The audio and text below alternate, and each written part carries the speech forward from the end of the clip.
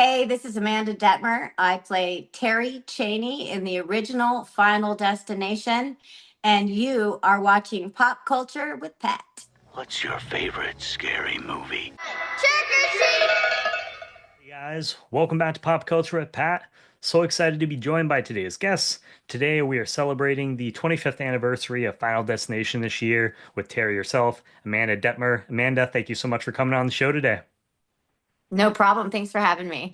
You're very welcome. So, yeah, I mean, just to start off, it's crazy to think that, this film, it's celebrating its 25th anniversary. I vividly remember seeing this film when it came out. And now, we just had part six, which is in theaters right now. I'm sure at the time when you got the role and you guys were filming this, that you had no idea that this would spawn a franchise and have five other sequels after that initial film. Well, yeah, that would probably be the understatement of filming because it was like I think that the guys were just having fun, and they were like, let's make this crazy movie. And, considering the budget, it was low budget, it wasn't a low budget, but it was a low budget.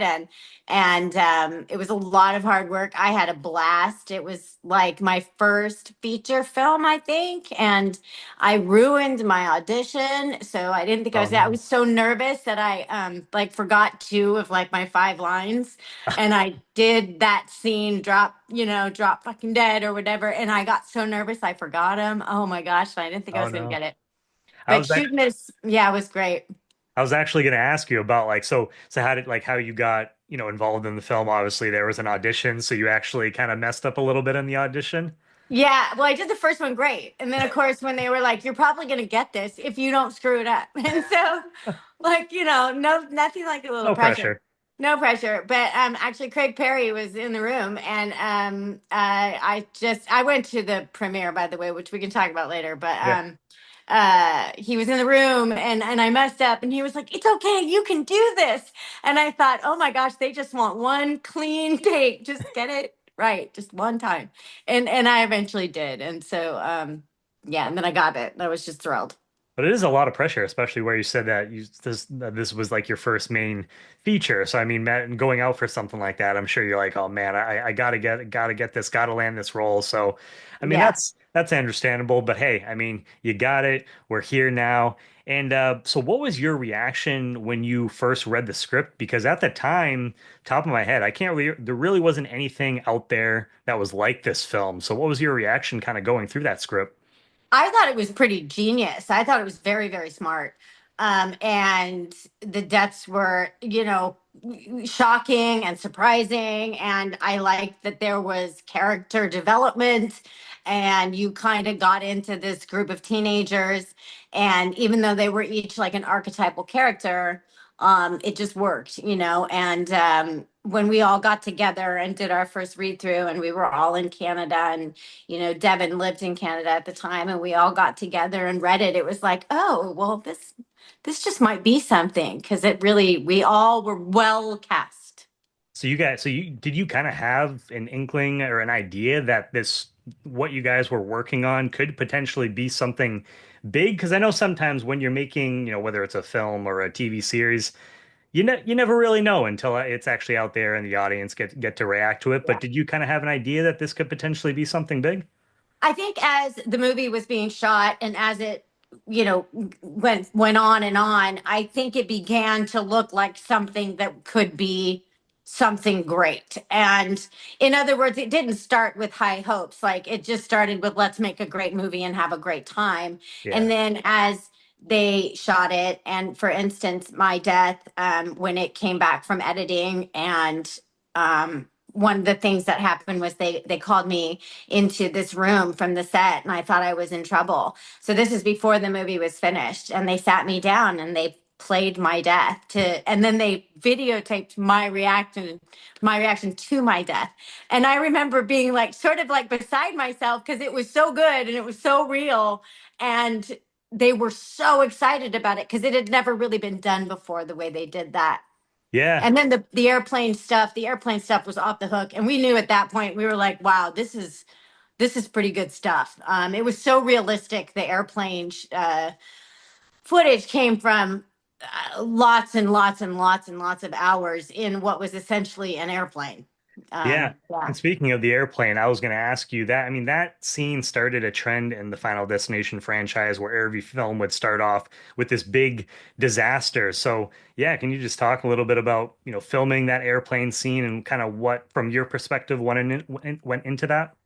Yeah, it was pretty involved. So they built a big section of plane on a gimbal, like much like a bucking bronco at a bar, right? Yeah. Only a big giant one. And all the stunts that you see are less special effects and more actually people doing the stunts. So when the seats fly out, for instance, that was on a harness. Those Oh, people were wow. in those seats. The seats went out and the people went out with them.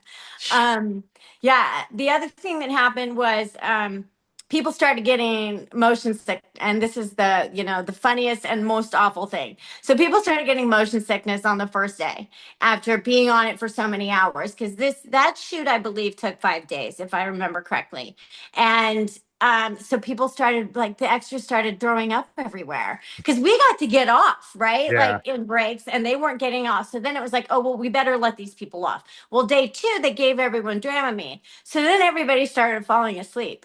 And so that was the joke. It was like, oh my God, we're never going to get this shot. It's not ever going to happen. And I think we went into many hours of overtime to get it. But it was scary to shoot it. I had a little bit of what I didn't know then was now I would call it PTSD. And when I got on planes, I was like, whoa, my brain didn't compute that it was make believe. It was very realistic. Yeah, no, I mean, I remember seeing this film, and not too long after seeing this first film, I got on one of my first flights to go down to Florida, and I freaked out in the airport area, and I was just like, I don't want to get on, it's gonna catch on fire, and I'm sure Yeah. the airport people there probably love that, a kid freaking out, like, saying that kind of stuff, but. Yeah, I mean the first film, the second film with the logs, I still won't drive behind any of those logger trucks, and we have plenty of them up here in New England. So it's like I will either pull off to the side or go, get in the other lane past the vehicle because I've seen enough of these films that I'm good with that. And I Yeah. believe if I remember correctly, I believe Kerr said when I was talking to him that it sounded like the that it broke like one day too when you guys were like filming, so that like the gimbal or whatever actually kind of broke. It broke. Yeah. It Uh, broke. And so it stalled things for a while. And until you said that I'd forgotten, but now I remember. And that's why like we were going into overtime and you don't want to do that on a movie that has a very specific budget with a bunch of people who are just trying to make a horror movie that wasn't really, you're just making it and you're supposed to stay on budget. And that yeah. really messed things up. Yep. Yeah. No, you never want to have that. But I mean, hey, it ended up turning out great. It And we did. were talking about your character's death scene, which has to be up there with one of the best jump scares, one of the most shocking moments. I've seen people now where they do those reactions of, watching Final Destination for the first time and just the look on their faces when your character delivers that line and then you get hit by that bus. So yeah, can you break down that scene? I know we were kind of talking a little bit about that there, but and then just kind of your reaction actually once you saw it all put together. Yeah, so they did something really cool. I actually stood for 8 hours for that body cast that they made, and they did the head separately. But I remember standing, with like twigs under my arm. I mean, I looked like a scarecrow. And when I did the head, I had straws in my nose to breathe. And the guys were so good at what they did, but it took quite a lot of time. And they made the dummy. And it just looked exactly like me because it was me. And they, stuffed it with, I think they said like pig guts and blood and stuff like that. But how that scene was shot was really cool. I delivered the line. We did that a few times and would step off the curb.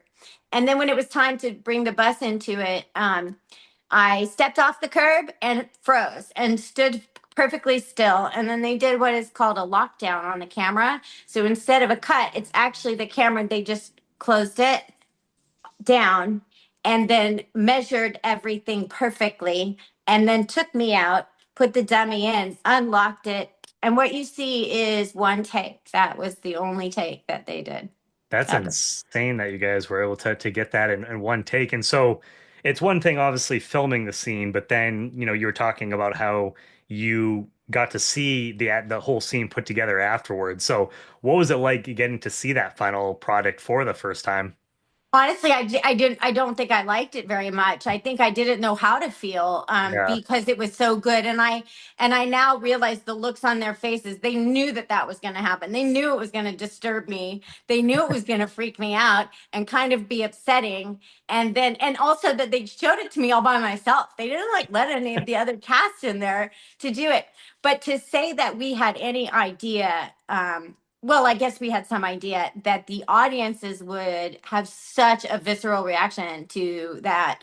Who would have known that? I know that you'll probably remember the commercials. The majority of the commercials were audiences reacting to my death Yeah. in particular. But hey, I mean, when it comes to, and I love that it was all done practical. When it comes to horror, I feel like practical, as much as you can do, is the way to go because it just comes out so much better. But I Yeah. mean, I can't imagine, for you standing there for 8 hours getting that cast done. That must have been a very long day when you're getting that done. It was, but like, in the beginning of everything, I would have done anything. I was Game for just anything. stoked. Every single thing I was super excited about. Like Yeah. I have quite a bit of energy now. So at, 20, I mean, also I was 10 years older than everybody. Everybody was, 22 or 3. I was 29 years old when we shot that movie. So that was an interesting dynamic to, feel like the oldest one. But I mean, everybody was great. When did you truly know the impact that Final Destination had on pop culture? Well, it started to become apparent during the commercials. Like we were, it was apparent that people with the shock value was working, but not until opening weekend. I think I don't.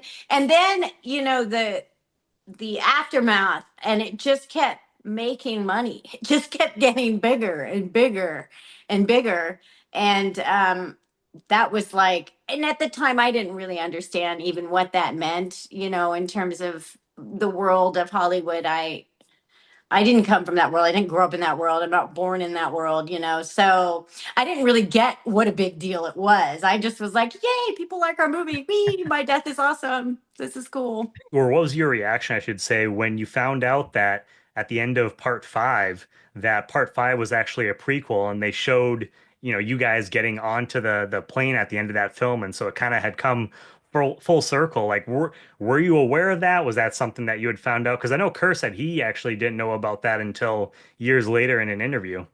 Yeah, no, I didn't know about it. I had a lot of people telling me, and I thought, no, that can't be. They certainly would have called Yeah. and said something, but whatever. I had no idea. And then finally, like a year and a half ago, I decided to sit down and watch it, and it was like, yeah, that's very clearly us. And let's do it again. I mean, they said this is the last one, but after being the number one movie in the world for however long it has been, let's bring us back and maybe we didn't die the first time and let's do it again. That would be fun, though. That would be fun. I've heard there's been some chatter online of people before I think the sixth one had come out, or actually it might have been even after the movie came out, but people just talking about how they could do, I don't know if you've ever seen the Wes Craven's New Nightmare, where I they have brought not seen the new one.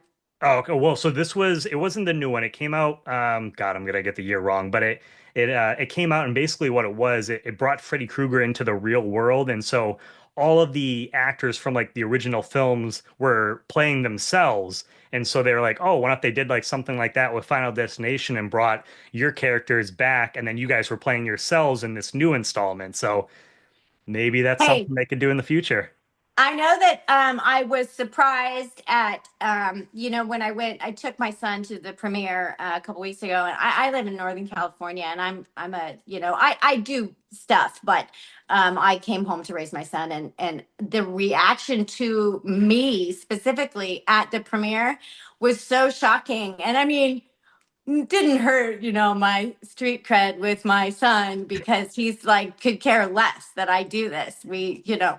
live a completely different life here. But it was so cool. I was like, wow. I mean, people were coming up to me, and at first I said to my son, I said, do they think I'm somebody else? I don't understand. And then I met some of the actors from the movie, and the lead came over to me, and she was like shaking, and she goes, oh my God, it's the girl who got hit by the bus. I'm like, oh, That's wow. Well, it's good to remember for something. So, That's a full, yeah, yeah. I mean, that's a really cool, full circle moment though for you. And I was going to ask you if it you, was. when you were at the premiere, if you got to meet any of the new cast and Oh, just to yeah. kind of to be on the other side of things where it's like they have their new film coming out and you're like, yeah, I remember when I was at that point with the first film coming out. So I'm glad that you got invited to go there and it sounds like you Yeah. had a great time. Yeah, it was neat to see. I think they cast it well, with a bunch of kids who, well, they have followings and stuff. I don't know anything about how you get known, but they were all so lovely, and they're very good in the movie. But yeah, there was a lot of people from all the franchises, and they actually put me front row center, and all the way on either side of me were people from all the other movies, Oh, and wow. so we all got to meet each other, and that was a huge kick. It was really, really cool. That is really cool. I mean, I would love it.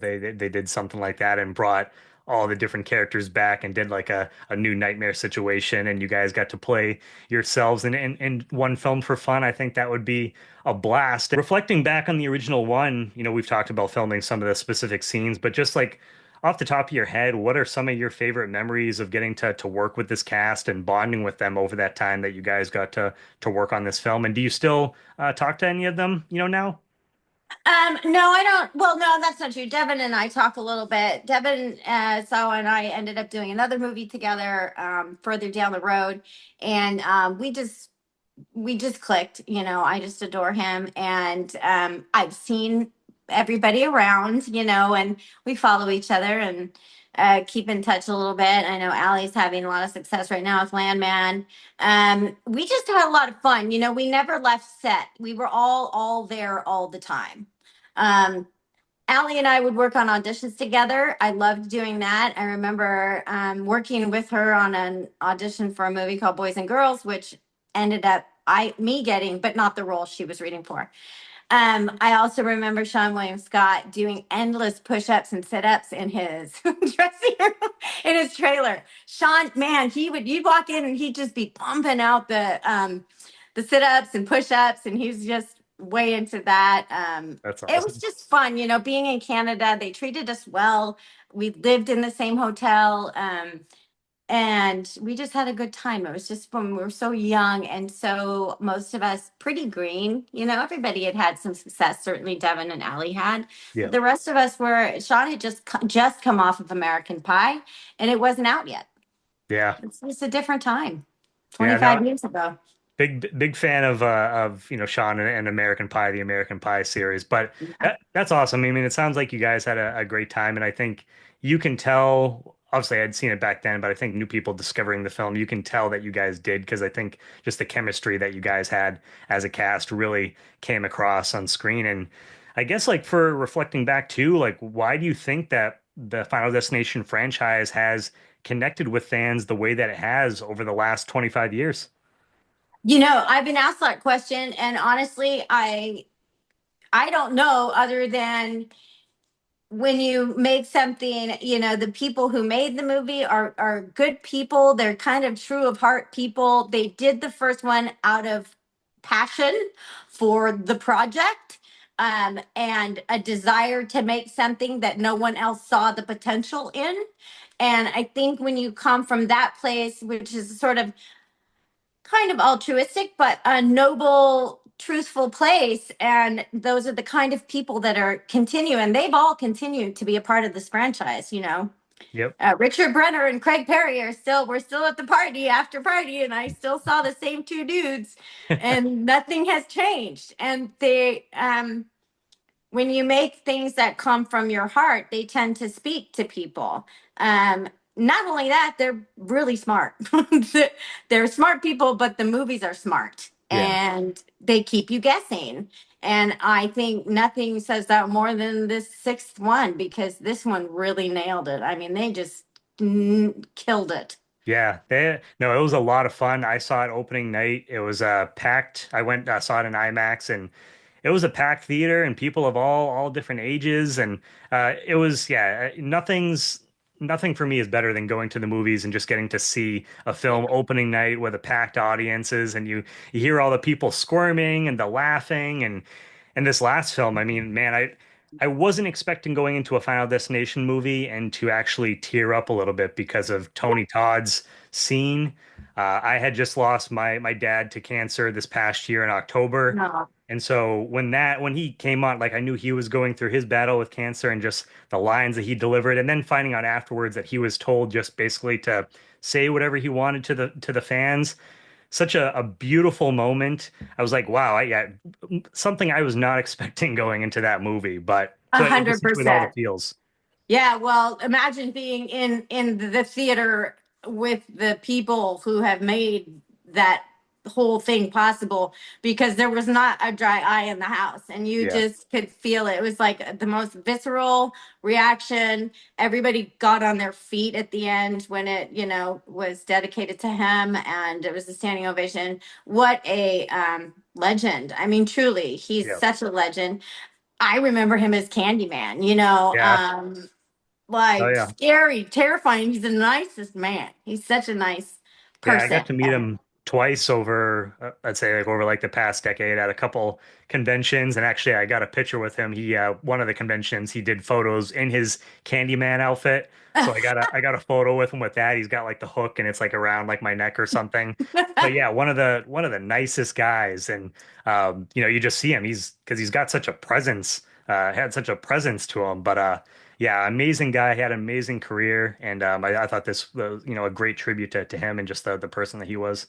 What a great tribute to him. Yeah, he's very imposing. And that was the thing that struck me, even though in the movie, obviously, he was battling cancer in real life, and he was half the size of the man, but he still was so imposing, if not more so, and more profound. And you listened to every word that he said, and it delivered a really wonderful message that now people all over the world are getting to be a part of. And I didn't know that they told him to say what he wanted. That's incredible. Yep, yep, yeah. I saw that. It was like after the film that I had read that like in an interview that they basically, I think they had something for him, but then they just decided to. They said just say whatever you want to say to the fans, and so those couple lines that was just coming He just threw it out. from the heart. Yeah, yeah. And just to wrap things up for you, Amanda, is there, anything else that you would like to say about the film? Anything that you would like to say to the fans out there, and where can they stay up to date with you moving forward? Hey, I'm just so glad that it's kind of come full circle. I'm doing some more interviews now. I'm so proud to talk about this movie. And like I said, it's great to be remembered for something, to be called, somebody online called me the GOAT, Yeah. for the GOAT death of the Final Destination series. I will take it all day long. Horror fans are the best. I met people at the premiere that I have either spoken to on the phone or but back in the day or done podcasts with. I can't believe what a devoted group it is. Keep it up, and get that petition going for us to come back and do a movie. I would, in a heartbeat, we would do it. It would be so much fun.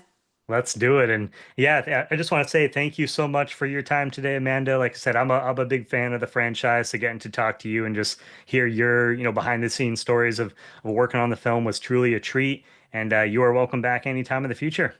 Awesome. Thank you so much for having me. Hey, this is Amanda Detmer. I play Terry Chaney in the original Final Destination, and you are watching Pop Culture with Pat.